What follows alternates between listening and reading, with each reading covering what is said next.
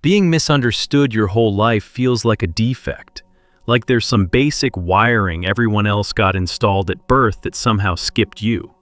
You watch people connect easily, laugh at the right moments, slide through conversations that leave you exhausted, and you start to wonder if something in you was assembled wrong.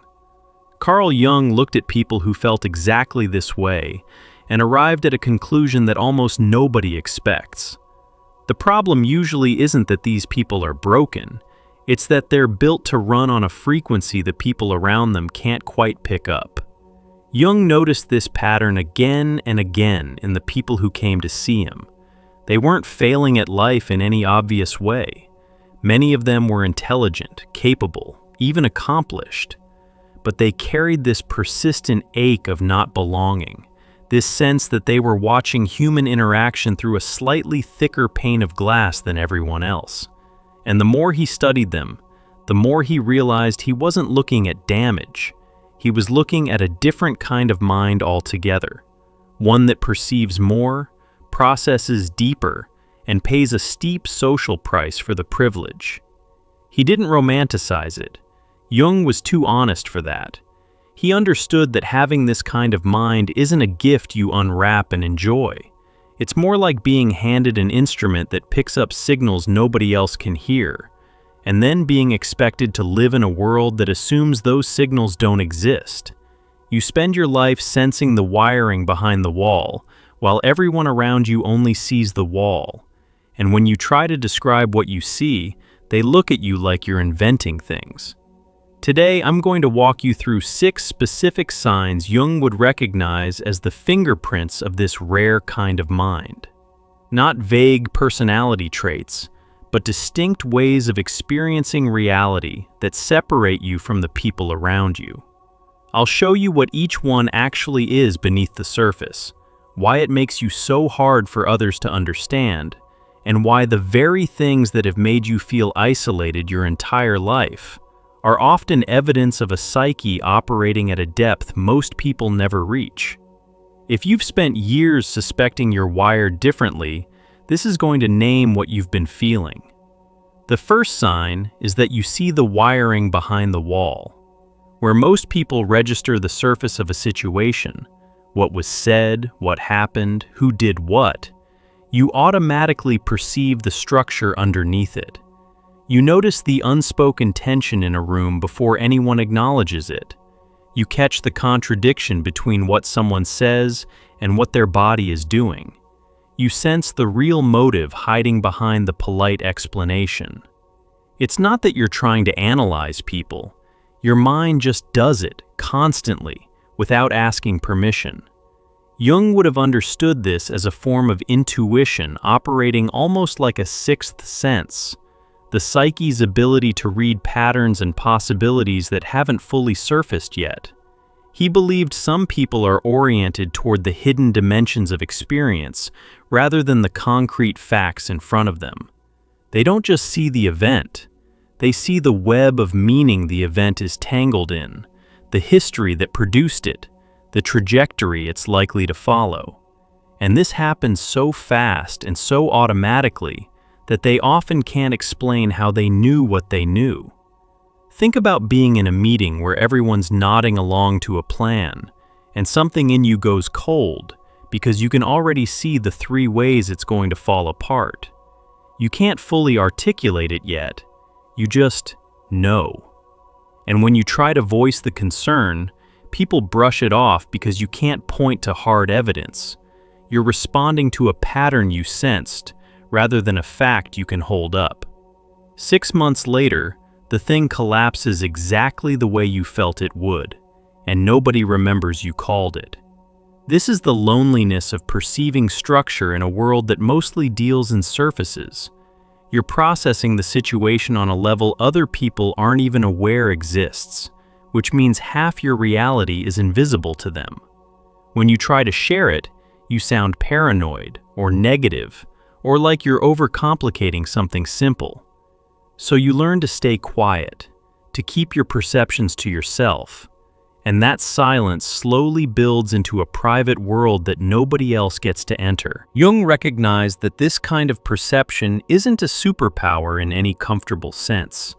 It's a burden as much as an ability, because once you can see the wiring, you can't unsee it. You watch people make choices based on illusions you can see straight through.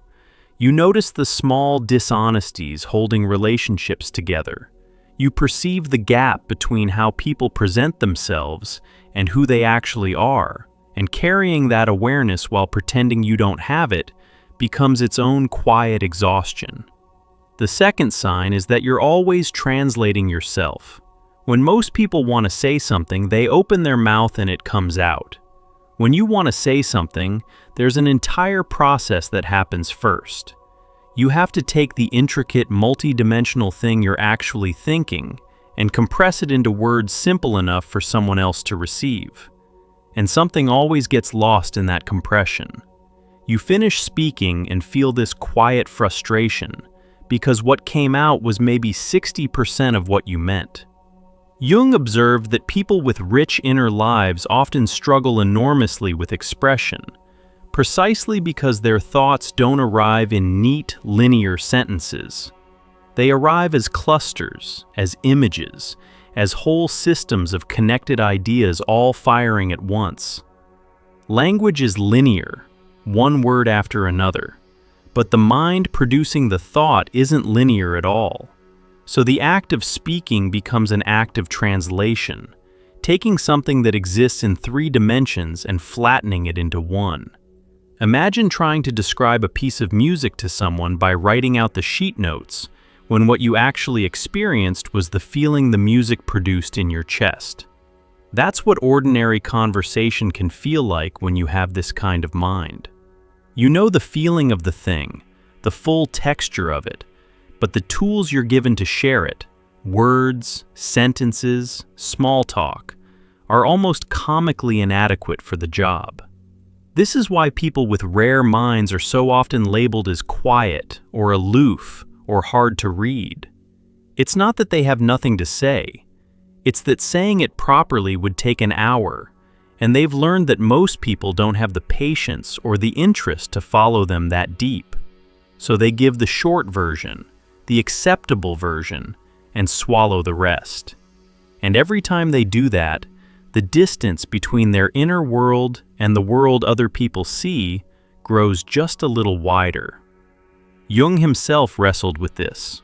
He spent years trying to give language to experiences that resisted language entirely, the images from his own unconscious, the strange territory he explored during his most intense period of self-confrontation.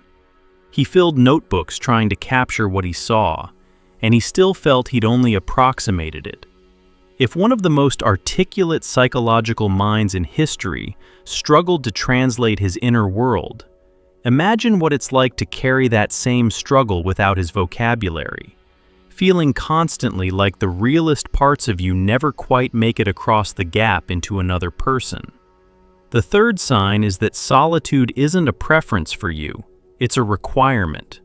Other people treat time alone as something optional, a nice break when life gets busy. For you, it's more like oxygen.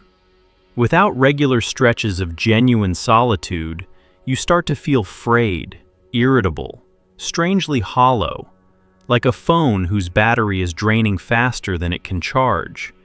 And people who love you often take this personally, reading your need to withdraw as rejection when it's actually survival.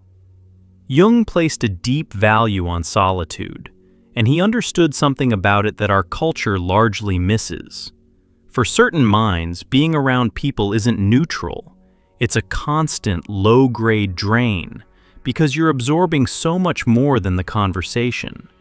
You're picking up the emotional undercurrents, the unspoken dynamics, the wiring behind the wall, all of it at once. A single dinner party can leave you feeling like you ran a marathon, because you weren't just attending it, you were processing every layer of it simultaneously. So you retreat. You cancel the plans, you close the door, you go quiet for a few days. And in that solitude, something essential happens. All the material you absorbed finally gets to settle and metabolize. The experiences you couldn't fully process in the moment get sorted through, understood, integrated. This is where your mind actually does its deepest work, in the quiet, alone, with no one else's frequency competing for the bandwidth. Picture someone who comes home from a gathering everyone else found ordinary and needs to lie in a dark room afterward, not because anything went wrong, but because they've been running at full capacity for hours, and the system needs to cool down. From the outside, this looks like fragility. From the inside, it's the natural consequence of a mind that engages with everything at maximum depth. You can't perceive that much and not need time to recover from it. The tragedy is that this need gets pathologized constantly. You're told you're antisocial, that you isolate too much, that you should push yourself to be out more. Well-meaning people try to fix a thing that was never broken. And if you internalize their concern, you start forcing yourself into a level of social exposure that genuinely harms you, running your battery flat over and over because you've been convinced that needing to recharge is a character flaw. Jung would tell you plainly that your solitude is not avoidance. It's the condition under which a mind like yours stays healthy. Before we go further, I want to mention something for those of you recognizing yourselves in this, feeling that particular ache of being wired to perceive more than you can easily share. We've put together a guide called True Self-Discovery, with 24 reflection exercises drawn from Jung's work, built specifically to help you understand and honor the way your mind actually operates instead of fighting against it. If you've spent your life translating yourself for other people, these exercises are a way to finally listen to yourself in your own language. You'll find the link right below. The fourth sign is that you can hold contradictions without needing to collapse them.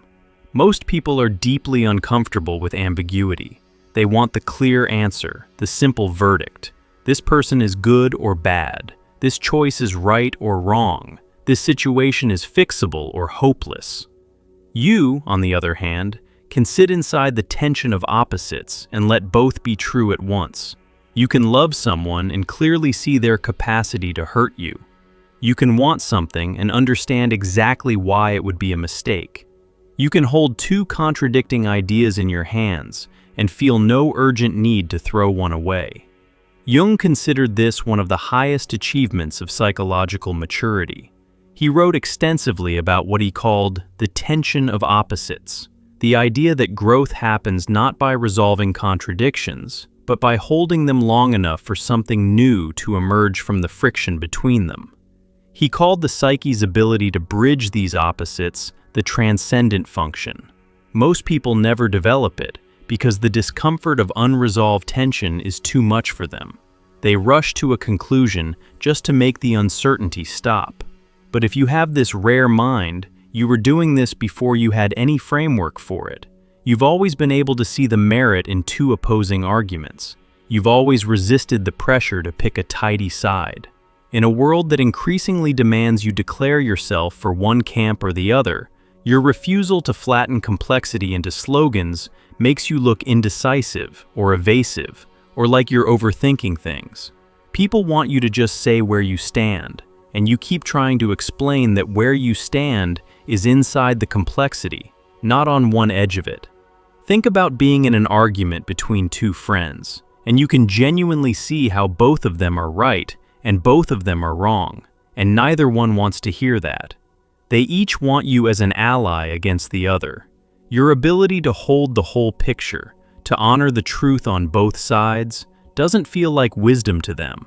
It feels like betrayal or fence-sitting. So you learn to keep your fuller understanding to yourself, and you carry the strange isolation of seeing a complete picture in a world that keeps demanding you cut it in half. This is exhausting in a way that's hard to explain. Living in nuance while everyone around you lives in binaries means you're constantly the person complicating things, the one who won't give the satisfying, simple answer. but Jung would recognize this as a sign of a psyche that has grown large enough to contain contradiction. And that capacity, uncomfortable as it is exactly what allows genuine insight to form. The people who can only hold one side at a time never get to see what emerges when you hold both. The fifth sign is that you're pulled toward questions other people find pointless.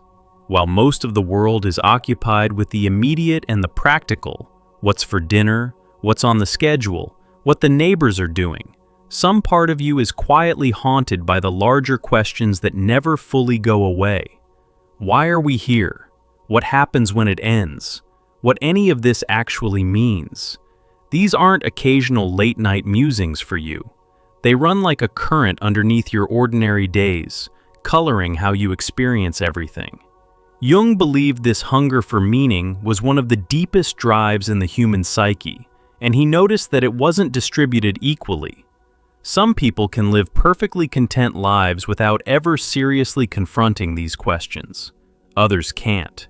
For that second group, a life without depth, without some engagement with the fundamental mysteries, feels unbearably empty, no matter how comfortable it is on the surface. Jung saw this as a genuine spiritual and psychological need, not a neurotic quirk. If you have this kind of mind, you've probably felt out of step with a culture that treats these questions as either childish or morbid.